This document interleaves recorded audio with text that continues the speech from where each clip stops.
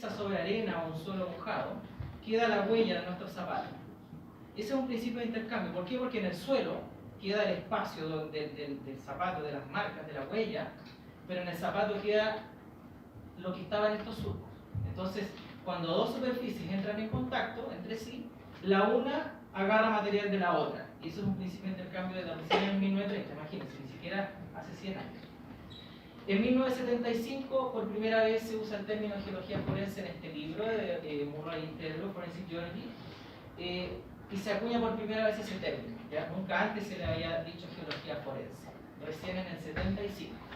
20 años más tarde, en Sudamérica, en Colombia, nacen las primeras tesis o memorias relacionadas al tema de geociencias forenses, y no fue de los geólogos. Así que ahí bajemos un poquitito de la nube, porque fueron los abogados colombianos que empezaron a ver de que había una unión entre los suelos o la tierra y los casos que ellos estaban analizando. Entonces de ahí los geólogos, geofísicos, químicos empezaron a agarrar esta idea y empezaron a desarrollar memorias de tipo. Y este curso fue el primer evento en Sudamérica del año 2009 que se realizó respecto a forense, geoforense. El año 2006 nace en la Academia Internacional, la IUGS, toma la geología forense como parte de una subdisciplina de la geología. Esto se concreta finalmente en el año 2011 en una reunión en París. Y aquí destaco a la madre, como yo la llamo, de la geología forense en Chile, porque Javier Álvarez, que está aquí, hizo su primera memoria en geoforense y fue la primera persona del país en tomar este tema. Primera persona del país, no de las geologías del país, de las tesis y memorias del país, de cualquier carrera, fue la primera que hizo algo geoforense. Entonces, si hay alguien que hay que destacar es ella, como la fundadora de la geología forense en Chile. Y después vengo yo, por supuesto, la primera tesis de posgrado. No es lo mismo, porque sin Javiera creo yo que hubiese sido más difícil agarrar una tesis de posgrado. ¿Ya? Pero ese es el resumen de la historia geoforense. Entonces, que se queden ustedes con la idea de que esto nace de una sustitución de monedas de plata por arena. ¿Ya? Y ahí entramos nosotros los geólogos para saber cómo caracterizar. Y aquí hay un mapa que lo hice para una tesina el primer semestre, que es bastante amplio y general, como ustedes pueden ver acá, donde están los homicidios, cantidad de homicidios por casos y tipo de suelo. Ahora ustedes ven aquí, estos tipos de suelo no se cumplen de la realidad, ¿ya? Porque ya solo en la región metropolitana, en Santiago Urbano, tenemos una mezcla de suelos impresionante, que queda para el resto del país lo mismo. Pero más que nada para que vean dónde se repiten los casos mayores de homicidios entre el año 2005 y 2023, y más o menos el desafío. Aquí ya nace una primera conclusión que quiero dar de este estudio, es que necesitamos actualizar el catálogo de suelo. Necesitamos caracterizar mejor la zona, porque por ejemplo acá, que esta es la zona de Valdivia, un poco hacia Lanco, y aquí tenemos Puerto Montt, que tienen la misma cantidad de casos, pueden tener dos suelos diferentes, a grandes rasgos, pero si uno va a las ciudades mismas, o a las zonas rurales mismas, hay muchos más suelos, por trabajos agrícolas, etc. Entonces es necesario poder afinar esto, y ese es un desafío porque esto no está hecho. Entonces es lo que queremos hacer. Aparte, esta tesis doctoral quiere analizar suelos, pero desde su componente isotópica. Queremos analizar los isótopos que están ahí, que agradezco al Laboratorio de Rocas y Minerales de la Universidad Federal de Paraná en Brasil, que puso, digamos, estos análisis de carbono y oxígeno, para hacer una base geoquímica isotópica de suelos. Porque ustedes ven análisis de aguas, de ríos, de océanos, y eso está lleno. Pero vamos a buscar suelos, isótopos en suelos. Es muy escaso lo que hay. Entonces queremos aportar a eso para hacer una línea base. Entonces hay metas a corto plazo, que primero es hacer una base geológica forense, específicamente forense, para que se use en las policías y en algunos entes estatales. Sergio Iriarte, que está también acá, va a hablar después de mi charla de un caso que él analizó respecto a detenidos desaparecidos. Y ahí tenemos el ente estatal, digamos, y lo que le sirve a las personas. Mediano plazo, queremos hacer un catálogo de suelos, algunos mapas por firma isotópica respecto a zonas geográficas, geomorfológicas y climáticas, que tampoco existen. Y a largo plazo, que esta es una meta de vida que yo me he planteado, espero lograrla, hacer una base isotópica mezclando orgánico con inorgánico. Ya ustedes saben de que eso es muy difícil de hacer. No se puede hacer en una tesis doctoral porque involucra mucho tiempo de análisis. Ver qué pasa si yo mezclo suelos con sangre, suelos con tejidos, suelos con células. Porque necesariamente la firma isotópica tiene que cambiar. Y eso es lo que queremos demostrar. Con estas herramientas que son las más típicas que se usan y que ya varios colegas aquí lo han dicho bastante bien, así que yo no me voy a detener en este punto a explicar cómo funciona el ICP, no me interesa. Lo que quiero que sepan es ustedes de que se pueden hacer cosas que aún no se han hecho. Y eso es lo que queremos hacer desde la geoforense. Entonces les voy a mostrar algunos casos donde la geoforense ha sido útil. Y acá tenemos la tesis de Javiera Álvarez, donde ella analiza sedimentos. ¿Qué caso le llegó a Javiera y a Katia en ese tiempo, donde ella también aportó bastante a este estudio? Hubo un cargamento de celulares que tenía que venir desde Asia a Chile, con una escala en Miami. ¿Y qué pasa? Que a Chile no llegaron los celulares, adivinen qué llegó. Arena. Y llegó esa arena que está ahí, ¿ya? Entonces Javiera hizo un trabajo realmente lindo, donde ella analizó toda la arena, bueno, no toda la arena, pero una porción que la policía necesitaba analizar. Y en resumen, cuento corto, ella se dio cuenta de que la arena no venía ni de Asia ni de Chile, venía de Miami, ¿ya? Por las características granulométricas, por las composiciones, hizo tamizajes, un montón de cosas, entonces se dio cuenta de que se pudo acotar un lugar de búsqueda. Imagínense estar tratando de buscar culpables de un cargamento que se perdió en alguna parte del mundo y buscar todos los sedimentos de todas esas tres partes del mundo. Es imposible. Entonces Javiera ayudó a acotar Miami, ya. Miami es extenso y por lo que ustedes saben también, las playas son muy largas y extensas, pero ya hay un lugar acotado. Entonces más adelante eso sirvió a la policía también para poder buscar culpables. Este caso de acá es un caso del asesinato del primer ministro italiano Aldo Moro en 1978. Aquí hubo un grupo terrorista que se llamó las Brigadas Rojas, que querían llegar a un consenso con el gobierno de ese entonces, para, digamos, calmar un poco la situación que había de mucho conflicto en el país. ¿Qué pasa? Que este grupo terrorista no esperó la negociación y secuestró a este ministro y se lo llevó a un lugar apartado de Italia. Ya por acá está Roma, y se lo llevó hacia el sector costero de Roma. Nadie supo, hasta ahora le estoy explicando que eso fue, pero nadie sabía dónde estaba. Estuvo 3 o 4 meses secuestrado el primer ministro. ¿Qué pasó? Que en el mes de agosto del 78 apareció un vehículo de extraña procedencia en plena plaza de Roma, donde llegaron las policías y abrieron el maletero y se dieron cuenta de que estaba el cadáver del primer ministro. Lo habían asesinado. ¿Qué pasó? De que los policías analizaron restos de suelo que habían en las uñas del cadáver y también en la huella de los zapatos, y se dieron cuenta que el ministro no había estado ni en Roma, ni en el norte, ni en el sur, había estado en esta zona costera, porque había sedimentos volcanoclásticos, después no sé si habrán datado, pero se sugiere que son del Mioceno o Plioceno. Entonces, aquí sirvió mucho la geoforense para poder decir el lugar. Creo que fue 30 o 40 años más tarde, no fue hace mucho, donde se logró identificar finalmente el lugar específico y encontrar la bodega donde había estado secuestrado, gracias al análisis de los suelos. Otros casos donde también se ha analizado tráfico de especies, por ejemplo de marfil falso en África, con la ayuda de isótopos de oxígeno y de carbono. Aquí tenemos una pieza de marfil que es falsa, y se hizo isotopía para discriminar si pertenecía a un hipopótamo o a un elefante. Ahora usted me puede decir qué importancia tiene esto. Para África, o el pueblo africano, el marfil de hipopótamo es mucho más valioso que el de elefante. Tiene un valor económico mucho más alto. ¿Y qué pasa? De que en un aeropuerto pasó una persona con mucho marfil de este tipo y lo detuvieron. Y resulta que analizaron isotópicamente este marfil y se dieron cuenta de que solamente, por decirlo de manera sencilla, era solo de un elefante. No era de un hipopótamo, de una especie que revertía un mayor valor económico. Entonces aquí estaban traficando un marfil haciéndolo pasar como era de hipopótamo, pero era de elefante. Entonces aquí había tráfico de una especie. Y también otra cosa que sirve es analizar el pelo. Ustedes me dirán, ¿para qué sirve el pelo? El pelo guarda una información impresionante de nosotros, de nuestra dieta alimentaria, de nuestro lugar de proveniencia, de todo lo que hacemos finalmente. Es como parecido a nuestra huella digital, pero en el pelo.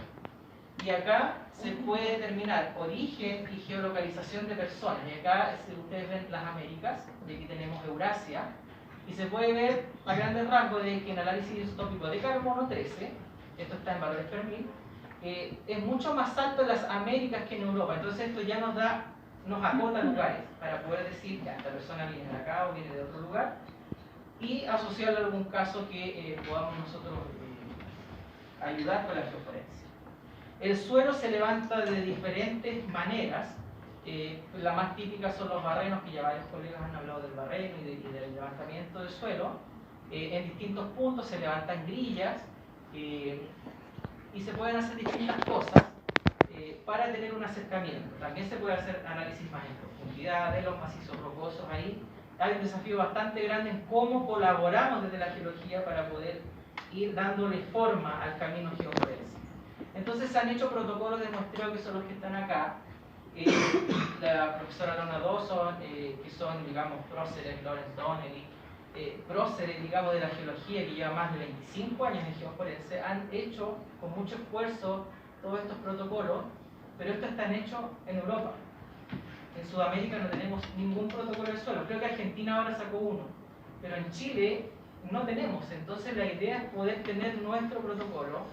Yo tuve la oportunidad de estar en Colombia y participar de cómo se hace el levantamiento de un suelo, y es súper prolijo, ¿ya? Y nosotros, ¿para qué vamos a andar con cosas? De repente estamos cansados, ya levanta esto, y no es tan así, ¿ya? Porque estos son temas súper delicados que hay que tomarlos con la responsabilidad que conlleva hacer ese trabajo. Entonces, ya para ir cerrando esta exposición, tenemos muchos desafíos, y aquí quiero destacar la importancia de todas estas técnicas químicas. Pero aquí es muy importante la gente. La gente nos da mucha información que nosotros como científicos a veces pasamos por alto. Y siempre hay que escuchar a las personas, siempre hay que escuchar el testimonio que tiene la persona y las pistas que nos pueden dar las personas. Esto en todo ámbito. Si uno va a terreno, hacerles caso a las personas, a eso me refiero. Y también divulgar. Creo que es una tarea súper grande que tenemos de poder dar a conocer a qué podemos hacer, lo que les he resumido ahora en cortas palabras, pero hay mucho trabajo por hacer. Entonces, esto es lo que quería presentarles, esto es lo que tenemos en Chile, no hay más, no hay más. Espero dentro de un año ya tener mayores resultados de análisis y poder presentárselo. Esperemos en el próximo congreso con mayor difusión desde la parte científica, pero quería mostrarles esto para que sepan en lo que estamos y se enteren un poquito de qué es la geoforense. Así que yo les agradezco a todos por su atención.